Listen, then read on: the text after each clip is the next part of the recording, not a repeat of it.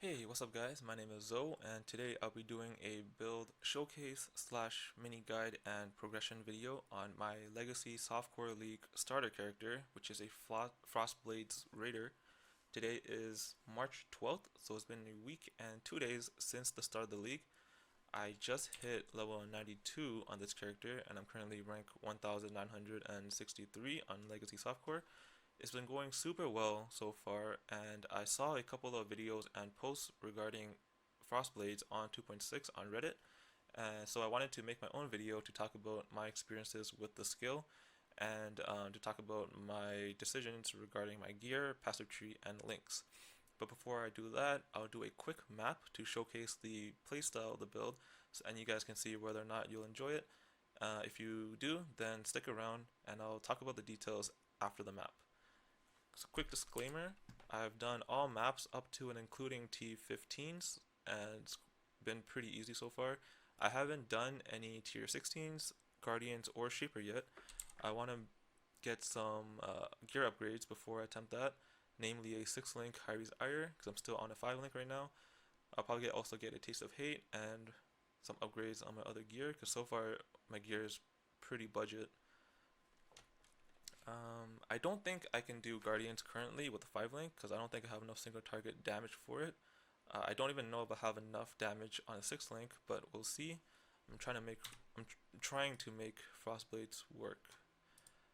So for maps, this character works way better doing lower tier maps such as Strand, because chaining Shape Strand is so easy on this character because the clear speed is super good. But tier 13s, 14s, 15s are also super easy. I'll probably do this core right here. Extra cold, live for AoE. It should be pretty good. Oh, in terms of leak stones, Brandis, warbands, domination.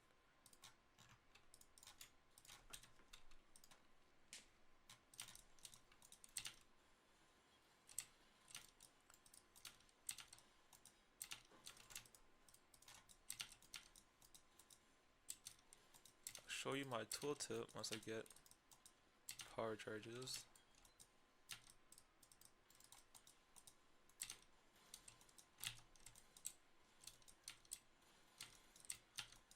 So I'm running 8 frenzy charges and 3 power charges. My tooltip is 109k.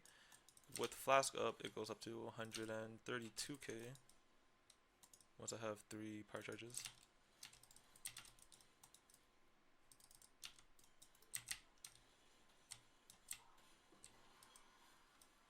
Single target is pretty decent. Frostblades is notoriously known for having really bad single target and really good clear speed. But so far with the 2.6 changes, single target is not that bad. Defense wise, I'll talk about defense after this map.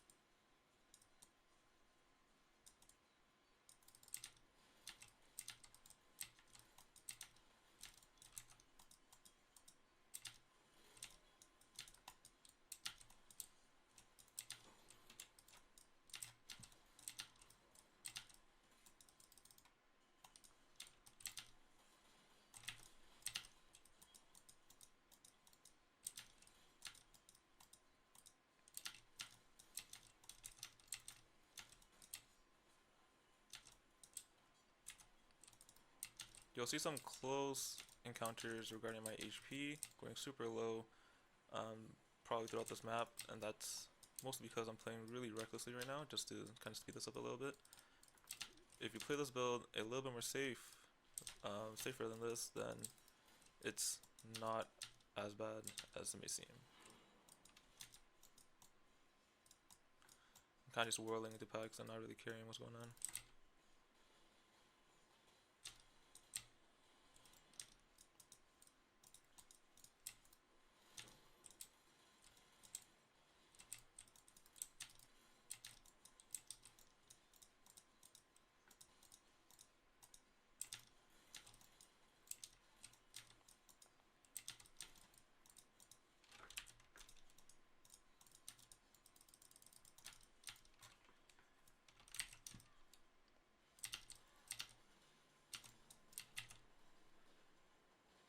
I got pretty fortunate it's drying, but it shouldn't change that much.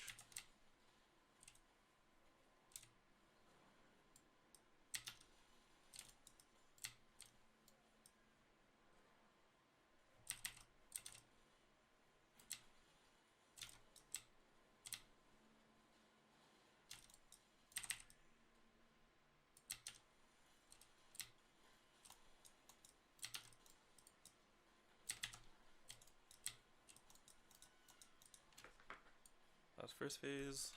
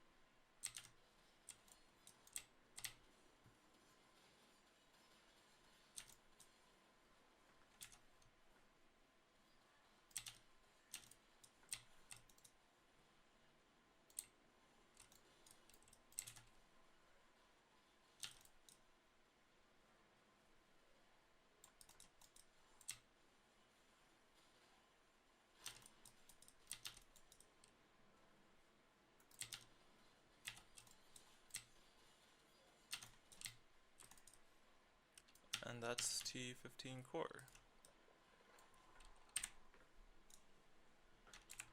Actually, I'll go pick up some of the loot, and I'll be back with the build details. Okay, I'll talk a little bit about my build. Pre 2.6, Frostblades was not a skill that many people used, especially not for the end game. Although the clear speed and the pack clearing was always top tier for Frostblades, the horrible single target damage made it hard to progress towards the higher end content. But the buffs in 2.6, in my opinion, pushed the single target damage for Frostblades a lot higher, which makes Frostblades as a skill much more well-rounded.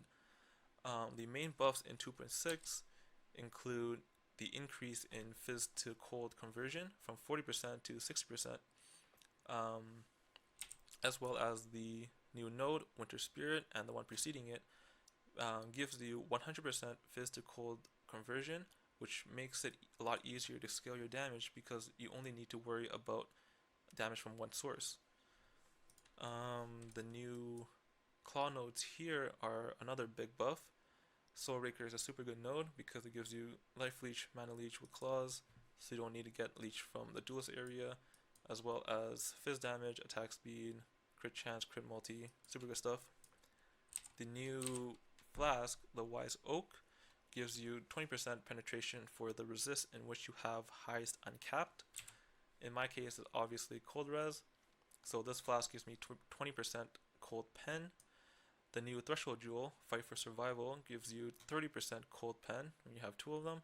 It also gives you good cold damage and projectile speed, which doesn't really make that much of a difference. For my overall stats, I'll start with defense. Right now I have a 4.4k life pool, which is abysmal even for a softcore character. But the way I have my layer defenses work is actually very hard for me to actually die. I have a 14k evasion with Jade Flask up, it goes up to 32k. Also have 64% attack dodge and spell dodge. From acrobatics, phase acrobatics, I'm running Aziri Step for 60% spell dodge, Hikora Sight for a max 10% attack dodge and spell dodge, as well as Hyri's Ire, which also gives 10% attack dodge spell dodge. Avatar of the Veil gives me an extra 10% spell dodge while phasing, so spell dodge can go up to 74%. With all of this combined, it's actually super hard for you to get hit, and when you do get hit, it's normally enough for your 4.4k HP to hold, so you get hit once, you go down to 1k HP, and you leech it all back up. In terms of my offensive stats, I have currently a 51k tooltip DPS. This is with Herald of Ice and Hatred up, as well as Ice Golem. With 8 Frenzy charges and 3 Power charges and Flask up, I hit 132k tooltip, and this is with a 5 link. If I go to Path of Building, currently I have a 320k effective DPS on a melee hit, which is essentially your single target, which is the most important part. If I go put it in an increased crit damage gem, it goes up to 420k effective DPS on your melee hit. I have 93% accuracy, mainly coming from Hikora Sight. I also have 40% crit chance, which goes up to 50% chance with 3 power charges, and that goes up to 75% with Diamond Flask. So even though it's not crit capped, it still gives a substantial boost to your damage with 300% crit multi, and that's without the increased crit damage gem. The biggest boost to your damage for a single target is the Cold Pen. So in this patch, I can get 20% Cold Pen from the Wise Oak, 30% from 2 Fight for Survival jewels.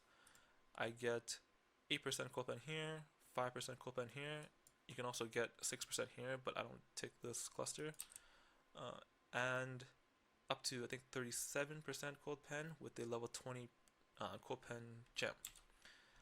For a total of 66 plus 13 plus 20 here, which is a 99% Cold Pen. The way penetration works is that once you've passed the amount of cold res with your cold penetration, it essentially becomes a more multiplier.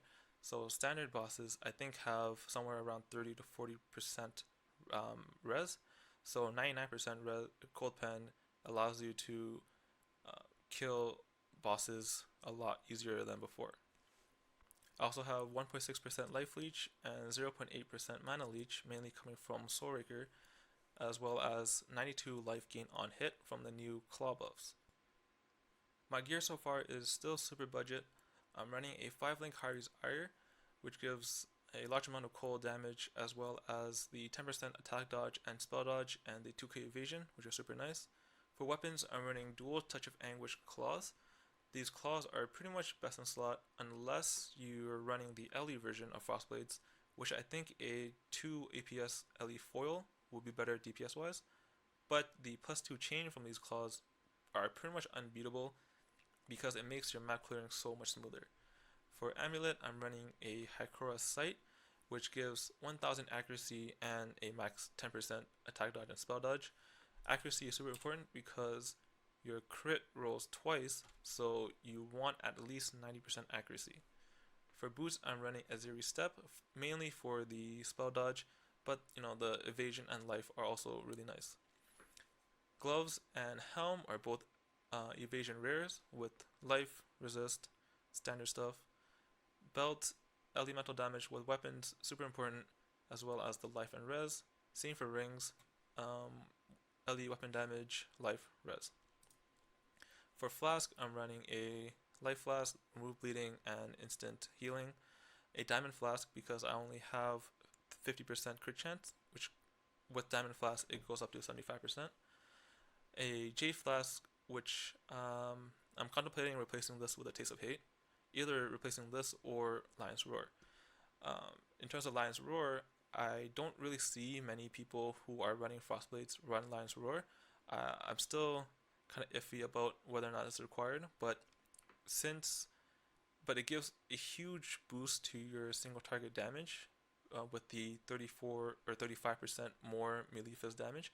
So even though it doesn't scale your projectiles, it has a huge boost to your single target damage, which I think is super important, obviously. Fifth last flask is the Wise Oak, gives 20% cold pen and the extra res, so that I'm capped for LE weakness maps. In terms of my gem links, I'm running Whirling Blades with faster attacks and Fortify. I have an empty gem slot here, which I don't really know what to put as of now. Probably an Ancestral Protector for more damage once I get to Guardians and Shaper. I'm running Curse on Hit, Assassin's Mark with Herald of Ice to generate power charges.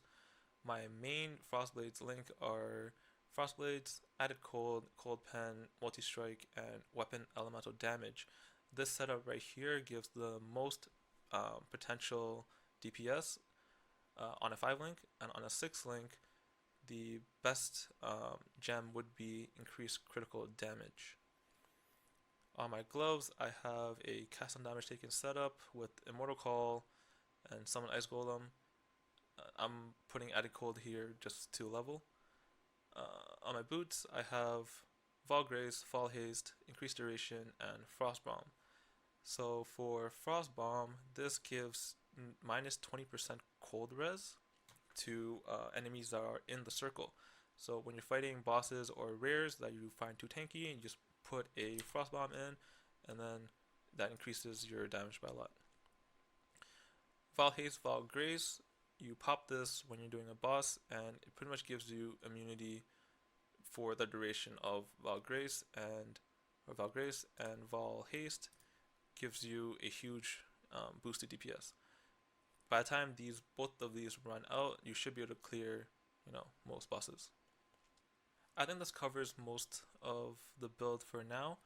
Once I get to Guardians, once I try out Guardians and Shaper with a 6 link, I'll see how it goes, and I guess regardless of whether or not it works out, I'll make another video kind of finalizing my thoughts on the build, and I think it'll be pretty fun. So thank you guys for watching, and I'll see you guys soon.